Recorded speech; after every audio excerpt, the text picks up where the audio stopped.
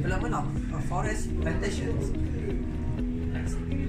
For the introduction, MBI, or known as a Menteri Besar, incorporated planning to develop the rubber forest plantations on a piece of land over the forest Gunung, Inas Forest Reserve in Kedah, which involved about 5,000 hectares or 20,355 acres of the total areas for this project.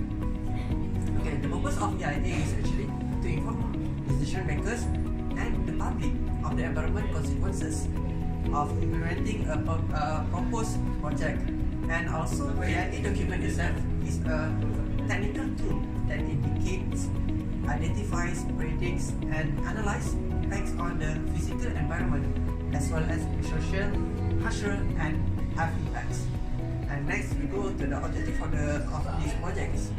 This project is about to ensure the increase of the latex yield, and next to adopt the silviculture practices in diversifying into other crops to protect against degradation of natural disaster and other effects of ecological balance, to stabilize the existing erosion and water quality, to improve wood yield production based on demand, to obtain periodic revenue to the country, and also to contribute the growth of local and national economies.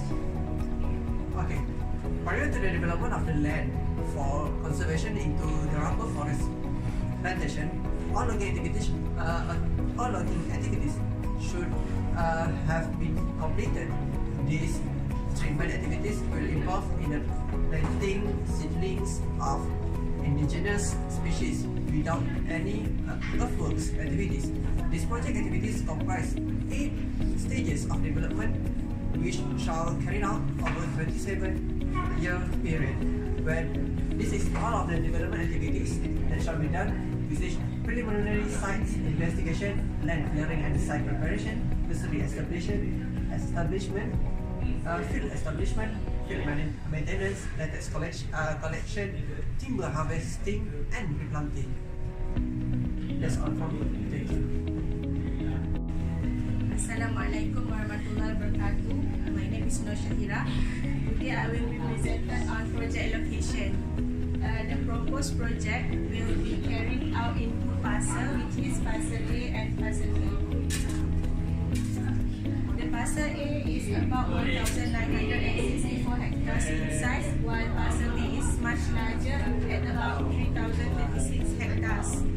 The nearest town are Kupang and Baling. It is about 6 km and 10 km respectively south of the proposed project site.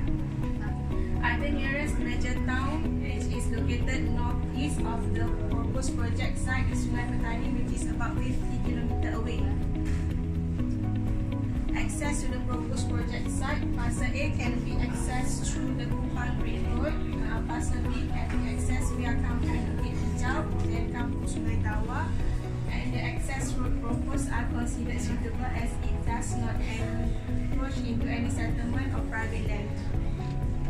The project concept, the proposed project involves a total of 5,000 hectares of the land area, which is currently predominantly log-over forest. Proposed project area will be converted into a monocrop forest plantation consisting of a large-scale rubber plantation to produce rubber, timber, wood, and latex. Conversion will be carried out on land with less than 25 degree slope, elevation less than 1,000 meters above the MSI. Good agriculture practice GAP will be adopted and implemented for this proposed project. Terrain with greater than 25 degree slope, the affected land area will not be developed into the rubber forest plantation. Large tree 18 double prime above ground level will be selectively formed using the chainsaw, while bushes and small trees above ground level will be left untouched. Control measure for the selective logging will be implemented following the Department of Forestry guideline. Silviculture practice will also be implemented in rocky area with slope greater than 25 degrees. Project will be development in 7 compartments which are separated from each other. For parcel A, which includes sub-compartment in compartment 4, 5 and 6, the area will be divided into 4 blocks. The logging blocks are generally delimited based on river catchment and sub-catchment. The project activities will start with logging activities followed by land clearing, operation from one block to another block, beginning from the block farthest from the forest and walking toward the forest area. All earthwork activities will be avoided during wet season to reduce adverse impact due to the soil erosion and sedimentation in rivers and streams, which are important water resource to the villages in the areas. The cleared area that are prone to erosion, such as logging road, unused skip and log landing and stacking area, will be planted with fast-growing cover crop species during the silviculture. Project layout plan will contain a nursery, guardhouse, plantation area and watchtower. Guardhouse will be constructed at the entrance to the proposed project site. The nursery for supplying seeding will be constructed into a 40-hectare area near a source of the water supply. 2 watchtowers are proposed at high point in each parcel to monitor overburning and wildlife erosion into the plantation area. Hello, my name is Sekitar and I'm one of the environmental consultants. I'll be discussing on the chapter 5, which is existing environment. The existing environment which I will describe about is about the physical existing environment, also the biological and human existing environment. The study area for our EIA report is the Gunung Forest Reserve in Baling, Kedah. My part is mainly describing the existing environment in that area, which are physical, biological, and human existing environment. Firstly, I will talk about the physical existing environment, which involves mainly in the land use of the area, topography, geology, soil, climate, hydrology, air, water quality, and noise in and around the proposed project site. This is our location, and this is the land use of the area, which can be categorized in few categories, which is forest, where 250 square kilometers of land is forest, and it is a tropical highland Terperinci forest. The agriculture there, where 37% of land is for cultivation, and it is mainly for rubber, oil palm, and paddy plantation. The human settlements there indicates there are a total of 34 villages within 5 km radius of the study area. The terrain class would be rolling and hilly areas, low and undulating areas. The drainage system there is mainly Sungai Kupang and Sungai Tiap for that whole area. This is the local plan district of Baling, Kedah. And other than land use of the area, we also study other subjects as well, which can geology. Geology, there are 2 types of lithology found in the area, which are granite rocks and metasedimentary. The 90% of that land is granite rocks, and other than that are metasedimentary. As for soils, there are different types of soils can be found in that area, which are Renggam, Bersera, Baling, Lambak, and Jerangau series soil. Few observations indicates that the most of the topsoils in the study area were completely weathered, forming thick soil profiles. Due to high rainfall and warm climate conditions, most of the subsoil has been transformed into lateritic soil, which are more loose, and it may cause soil erosion, and it can be dangerous for people there when the project has been done. Meteorological conditions are mainly the study of the climate in that area, which is equatorial monsoon with high temperature and rainfall throughout the year. Almost half of the annual rainfall is recorded during the months of November, December, and January, which is categorized rainfall during the northeast monsoon. The southwest monsoon has little effects on the study area because of the presence of the central mountain range. Temperatures are relatively uniform throughout the year with around 26.5 degrees Celsius with high humidity. The total mean rainfall from 2003 to 2012 was 1,960 mm rain per year. The wind speed ranges from 1.3 to 3.5 meter per second. The hydrology there, where main rivers can be used by the residential there, are Sungai Ketil, Sungai Kupang and Sungai Tiap. There is also a mini hydropower plant at Sungai Tawau Besar as well. As for the hydrology part, low flow analysis is also done to determine the flow of water in a river during prolonged dry weather. Hydrologists use design flow statistics such as 7 days average flow that occurs on average once every 10 years to define low flow for the purpose of setting permit discharges limits. When the river considered as unregulated natural river, the reliability of water availability is a function of the low flow characteristics. The three main characteristics of low flow are duration, magnitude, and frequency of occurrence. The two tables here are the estimation of low flow at our study area. The first table is 7 days flow estimates for Sungai Kupang, and the second table is 7 days low flow estimates for Sungai Ketil, which is this table. As you can see from the table, the results indicates that the flow of water decreases, and it may be caused by the urbanization process done within a drainage basin tends to increase peak discharge to decrease the time taken for the flood discharge to reach its peak and to increase the volume of runoff. This also indicates that floods may occur frequently and the increase of flood flows can cause greater public damage. This is maybe because inadequate information about drainage patterns is the most common cause of failure of storm water drains, roads and built-up structures.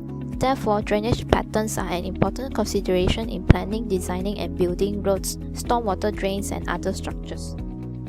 Other than that, we also monitored and discuss about air quality, noise and water quality. The air quality in the proposed project site can be described as good, and the location of the air quality sampling station is shown, and the parameters taken for air monitoring are TSP, which is total suspended particulate, nitrogen dioxide, sulfur dioxide, carbon monoxide, and lead. For air monitoring, 10 sampling stations were selected, and the results indicate the concentration of the pollutants measured in and around the proposed project site comply with the recommended Malaysia Air Quality Guidelines. And the results had said that it is a good air quality there in that area. Noise level monitoring in and around the proposed project site also were carried out, and the location of the sampling sites are the same as in air quality monitoring stations. The results mainly were vehicles and public activities were the main source of the noise, and this man-induced and natural noise will not affect humans adversely.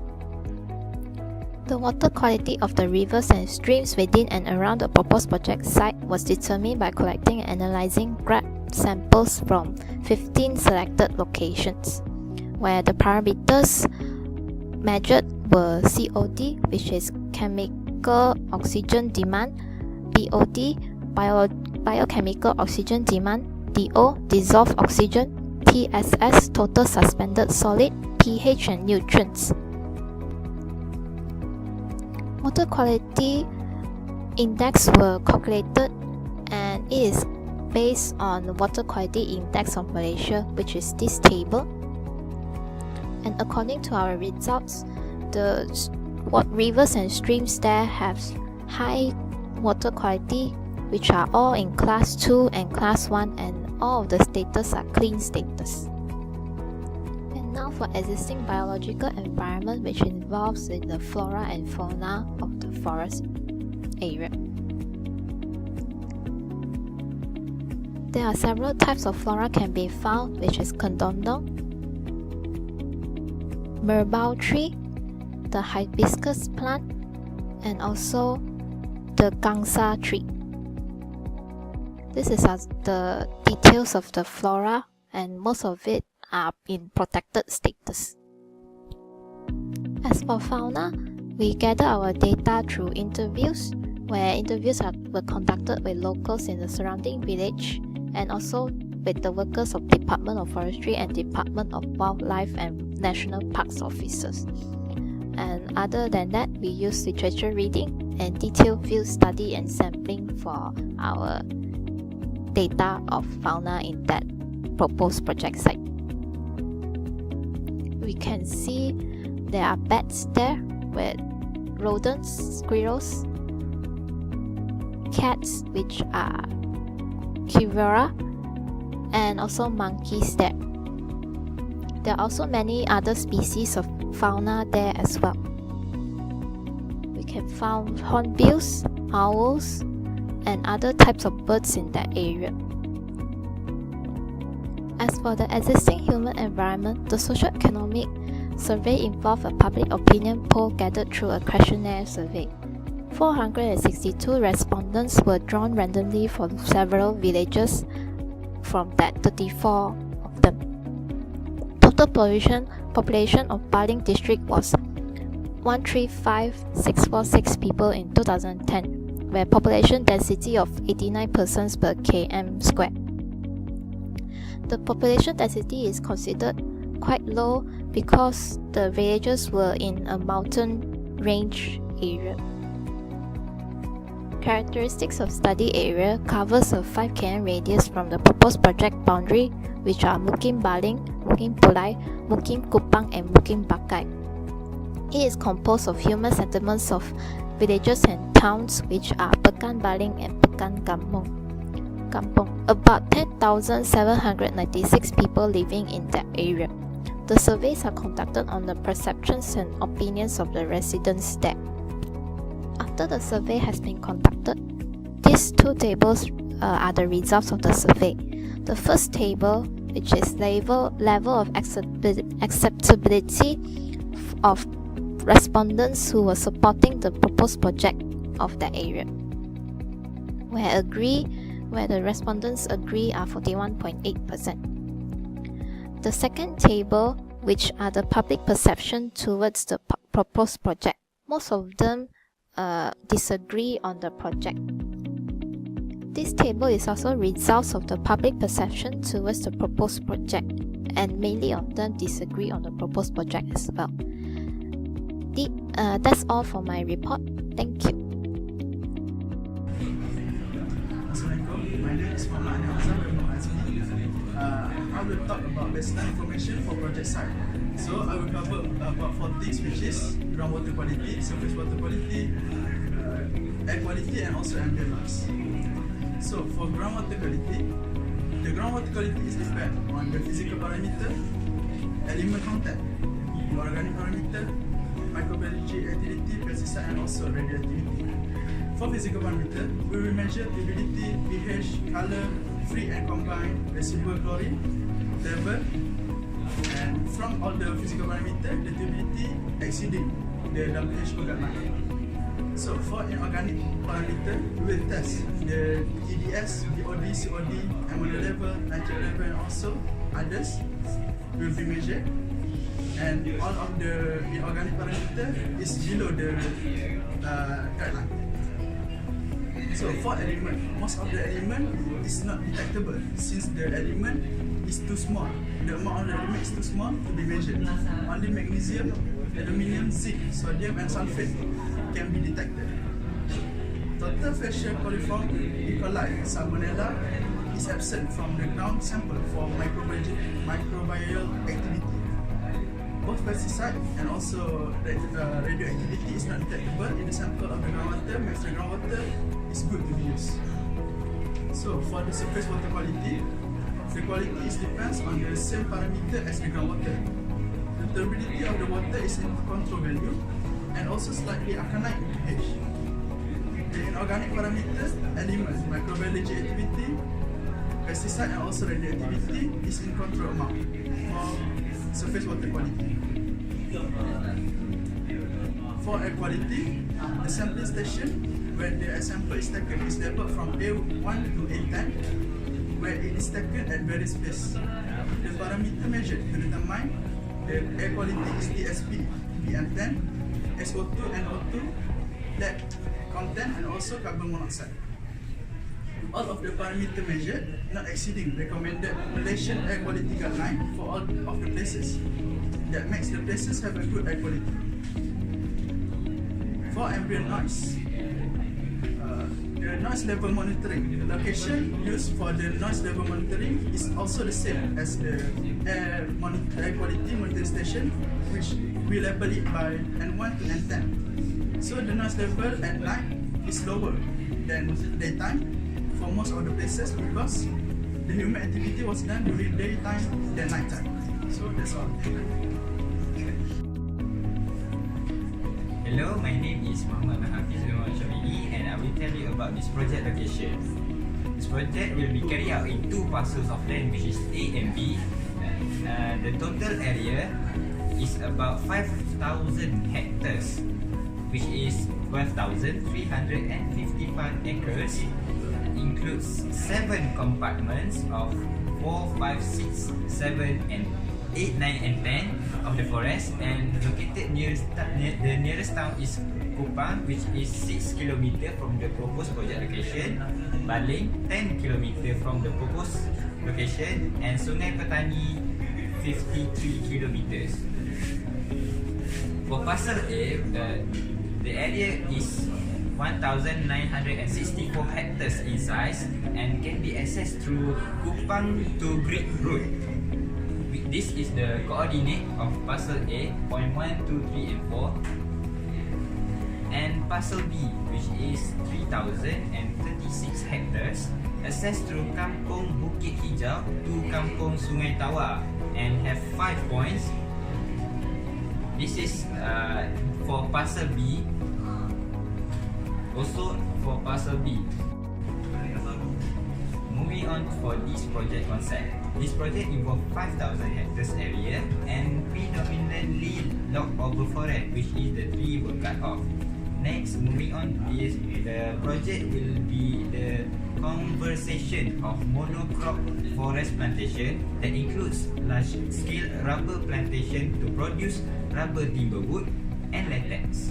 Next, this project was developed in 7 compartments for parcel A, for 5 and 6 compartment, parcel B, compartment 7, 8, 9, and 10. And this is the summary for the good agriculture practices. And this is for the phase development of the rubber forest plantation. Okay, I am Muhammad Jasri Mujan. Okay, today I will tell you about the existing land use and around the project site. Okay, this physical environment description is based on data produced from EIA team who conduct the field studies and measurement interviews and the observation. Okay, the next, this section gives information about the existing land use, topography, geology, soil, climate, hydrology, air, water quality, and also noise around the project site.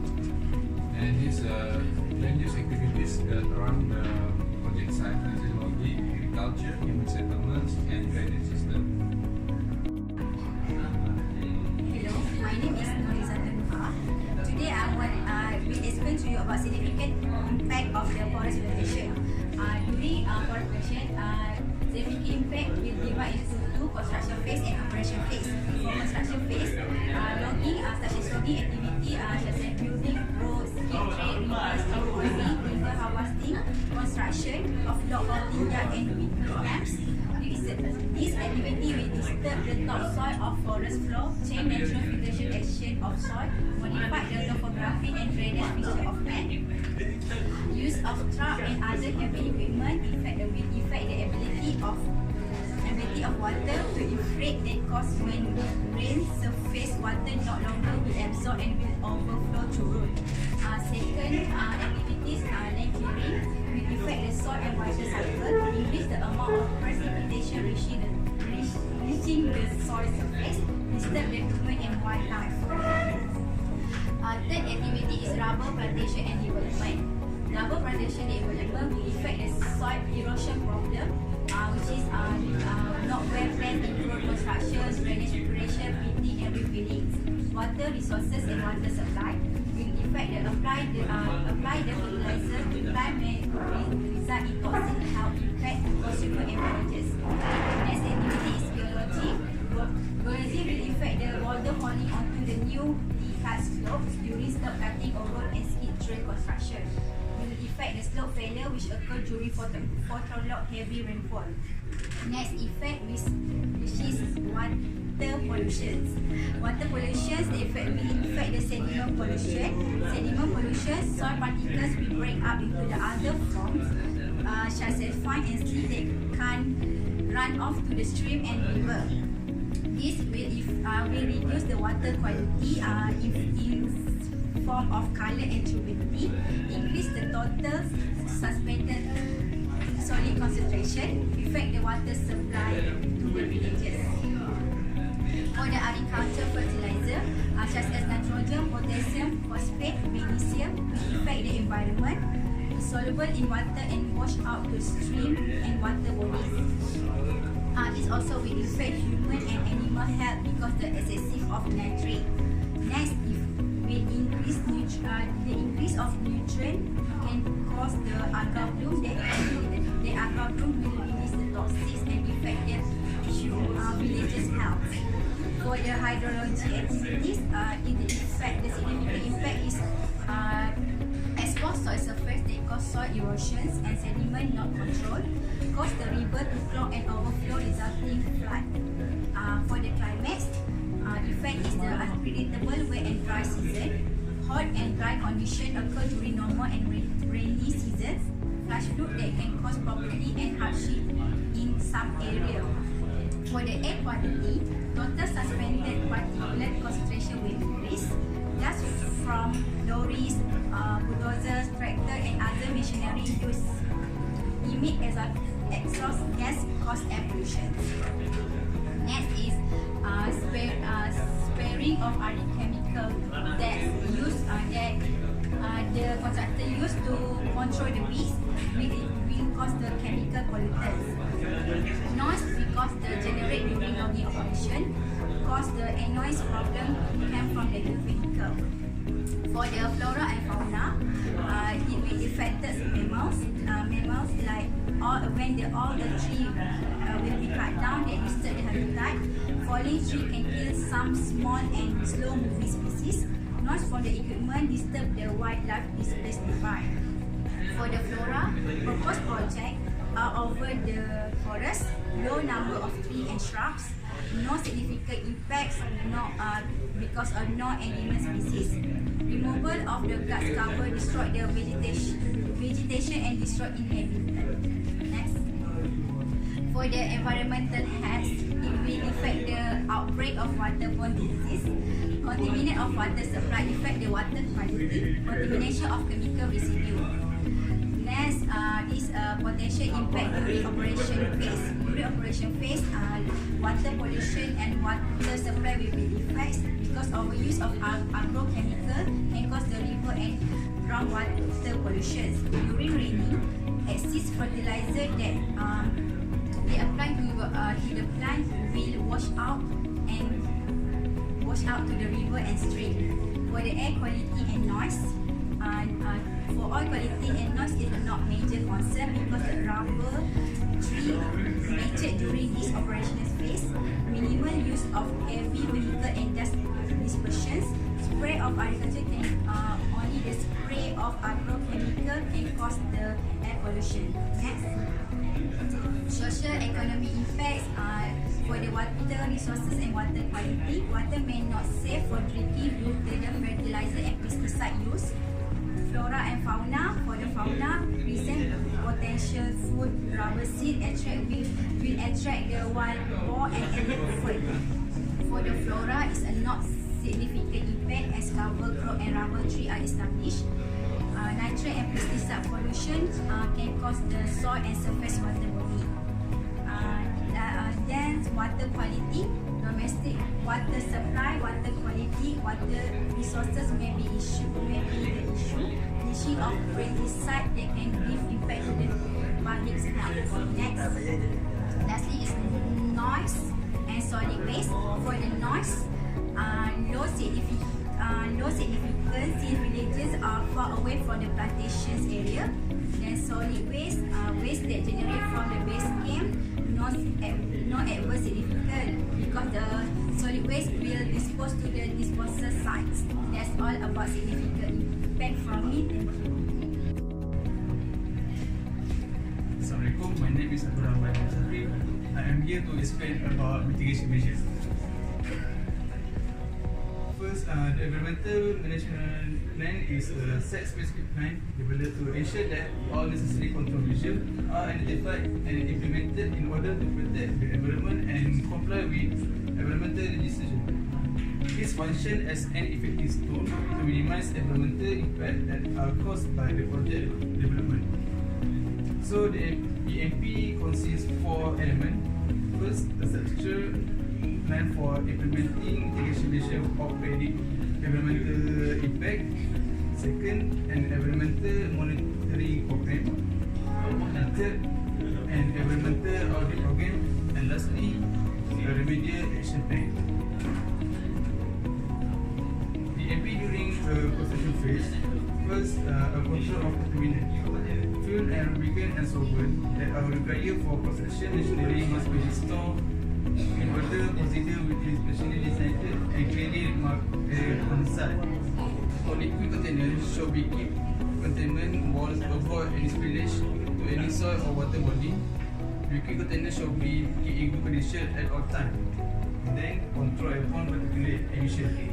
Burning of clear vegetation, debris and development shall be not allowed unless prior approval is obtained from Director General of Department of Development.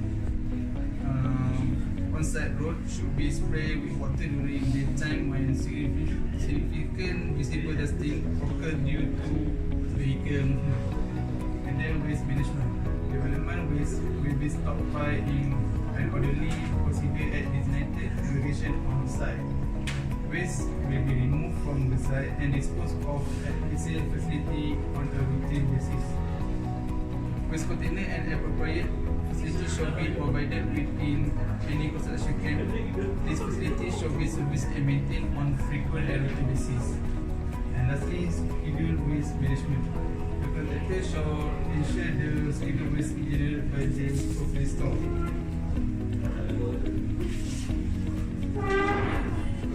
EMP during operational phase. Waste management. Prior to handling of the local authorities, ambassadors and domestic solid, waste should be managed properly by ensuring regular collection of waste. Adequate and strategically located collection areas should be provided. All solid waste should be disposed of at appropriate landfill sites. And then we plan management plan. The project management will discuss with the authority in suitable implementation, get assessment from the authority to practice any problem solving solution, matter which might infringe the law.